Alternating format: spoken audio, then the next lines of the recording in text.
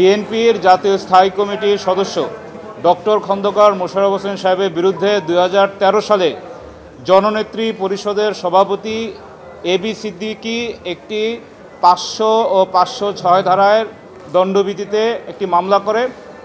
মামলার বিষয়বস্তু ছিল যে জাতীয় প্রেস ক্লাবের সামনে ডক্টর খন্দকার মোশাররফ হোসেন একটি মানববন্ধনে বলেছিলেন যে তৎকালীন সরকার প্রধান শেখ হাসিনা তত্ত্বাবধায়ক সরকার বাতিল করে জোর করে ক্ষমতায় আছেন। তার বাবাও 75-এর সময়ে এই বাকশাল করেও তিনিও কিন্তু ক্ষমতা চিরস্থায়ী করতে পারেন নাই।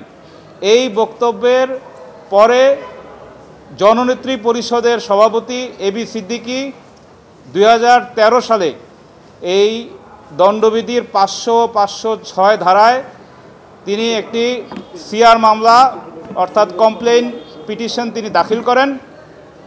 সেই মামলা 2016 সালে ম্যাজিস্ট্রেট কোর্ট চার্জ গঠন করে। পরবর্তীতে ডক্টর খন্দকার মোশাররফ হোসেন সাহেবের পক্ষে মহামান্য সুপ্রিম কোর্টের হাইকোর্ট বিভাগে একটি আবেদন করা হয় ফৌজদারি কার্যবিধির 561A-তে। তখন মাননীয় হাইকোর্ট ডিভিশন সেই আবেদনে সন্তুষ্ট হয়ে রুল এবং স্টে দেন। আজকে বিচারপতি জনাব A.K.M. আসাদুজ্জামান সাহেবের ডিভিশন বেঞ্চে এই বিষয়টি রুলের উপরে শুনানি হয় এবং মহামান্য হাইকোর্ট ডিভিশন এই রুল শুনানি পরে সন্তুষ্ট হয়ে মামলা কোয়াশ করেছেন, রুল অ্যাবসলিউট করে মামলা কোয়াশ করেছেন। এটি হচ্ছে আজকের এই মামলার বিষয়বস্তু।